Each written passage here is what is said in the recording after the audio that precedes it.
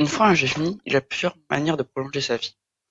La première étant faire le 100% du jeu, faire des défis dessus, mais surtout le speedrun.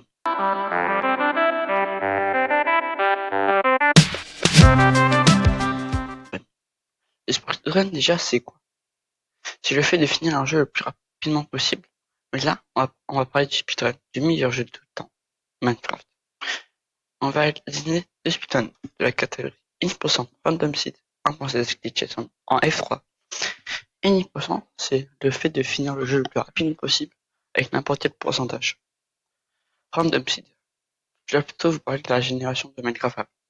La génération de Minecraft est aléatoire et on rentre une suite de nombres définis. On peut avoir la carte du monde qu'on veut. C'est comme ça que TubeBay fonctionne. Un random seed, c'est pour une génération aléatoire. Et un pensée, c'est pour la version du jeu qu'on utilise. Là, c'est la petite chouchoute des speedrunners. L'ITS, c'est qu'on n'utilise pas de bug. Le F3, c'est qui permet de voir les coordonnées, mais pas que vous allez voir. La première note, on va regarder celle de Corbin en 14 minutes 56 le 29 septembre 2020. Et la deuxième est le record du monde actuel de Trip en 7 minutes 01. La première étape, c'est de trouver un moyen d'aller dans le Nether. Le plus rapide est de mouler un portail à partir de là.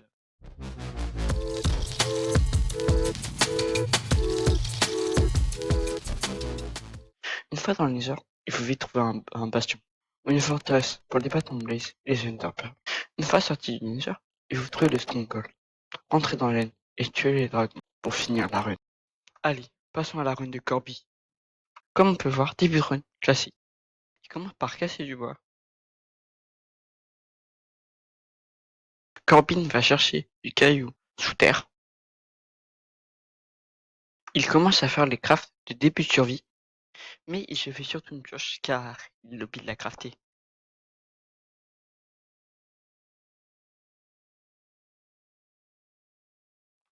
Il se fait une pioche en pierre pour miner plus rapidement.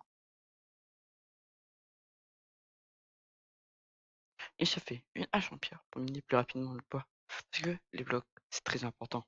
Par chance, derrière la colline où il était, il avait un village. Petit coup de chance. Il va fouiller toutes les maisons du village pour trouver du lit et espérant d'avoir de la nourriture. À côté du village, il avait de la lave. Donc il va pouvoir faire mouler son portail plus rapidement que moi. Il a vraiment de la chance, hein.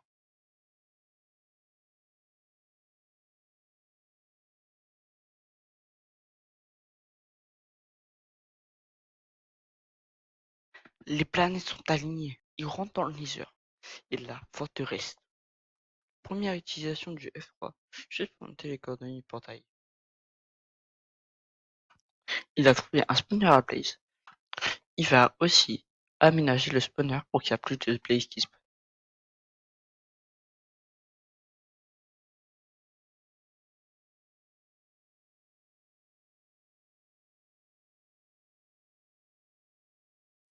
Il récupère sa dernière blaze rod. Et après, il va avec les piglins pour marchander pour les enderpearls.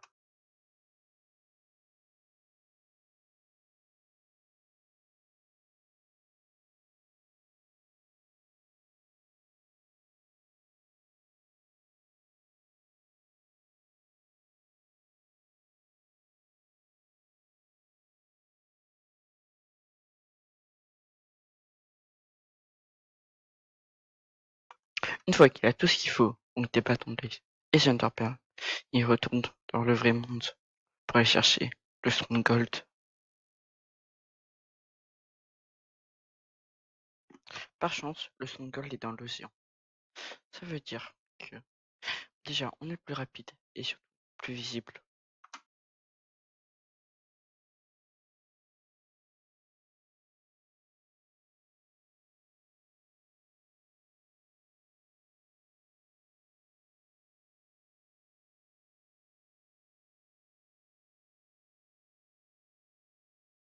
Ma théorie était donc vraie. Mais malheureusement, il va prendre du temps à trouver le portail de laine. Heureusement, je vais vous que de ça. De rien. Une promesse, une promesse. Tiens, il est bientôt dans la salle de laine.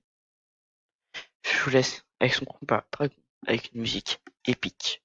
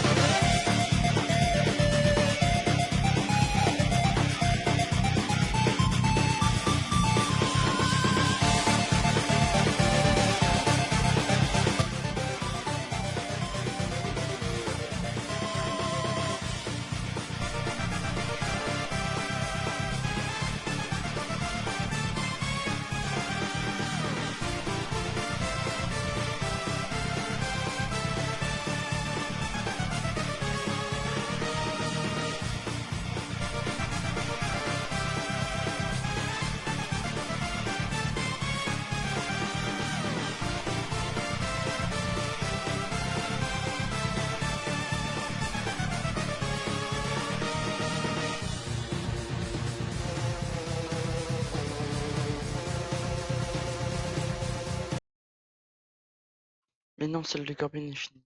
Passons à celle de Trip, le record du monde actuel. Là, on assiste à du vrai F3.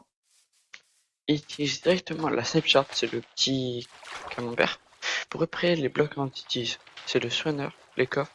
C'est comme ça qu'on trouve le coffre oui. Il rétrécit son jeu pour charger plus facilement les tubes, pour avoir le coffre. Car les coffres enfouis se génèrent tout le temps en 9 des cornets de tubes. Ces coffres est très chanceux. Avec du diamant, la TNT et du fer. Ici la TNT, faire du bois. Il se crafte un bateau et tous les objets qu'il lui faut. Donc une porte, un seau et des outils.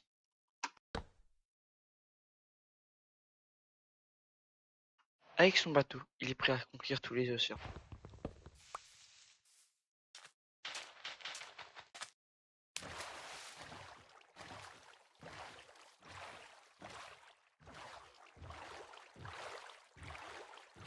Dans quoi il y a une faille juste à côté? Oh la chance!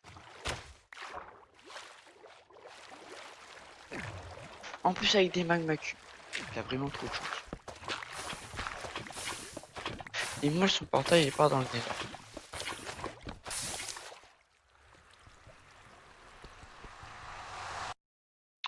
En rentrant dans le Nether, il ouvre son menu F3 pour chercher où est le patient.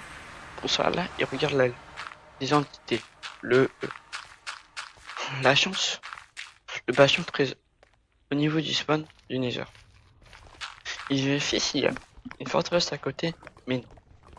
Il rentre dans le patient, monte, casse les boilers et distrait les buildings avec leur routine. Il fait sa routine, continue à casser des boilers et les drop au ping. Tout ce qu'il lui faut est obtenu des potions de résistance, des perles et de l'oxygène. En haut du bastion, il voit une forteresse. Il part à sa tête et commet la seule erreur de la rue, se lancer des perles. Mais pas grave, il continue, il remonte.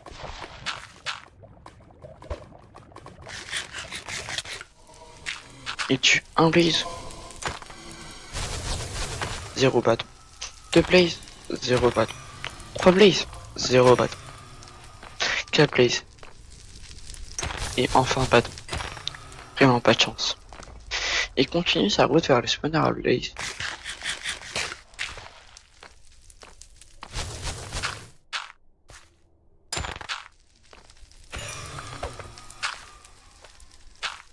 Eight à tous les bâtons. Il obtient tous les bâtons. Il sort du nether.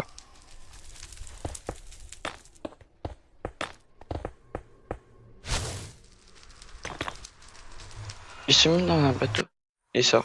Cela permet d'avoir un bon positionnement. Il utilise son truc pour trianguler grâce au ninja bot. Le bot affiche 100% sur A des coordonnées. Il va dans les coordonnées au niveau du nether. Il repart dans le nether.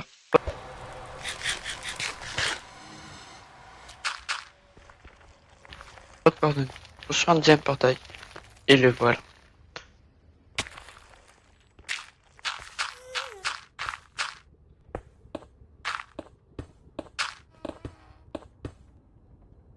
Dans le dernier endroit de reprendre le Stronghold. Entrant dans le Stronghold, il a déjà chopé un record du monde.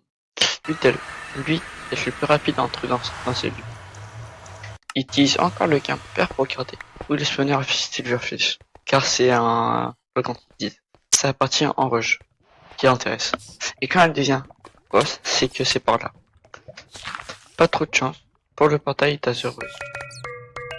Il a déjà un deuxième record du monde. C'est celui de l'entrée dans les. Et je vous refais un montage.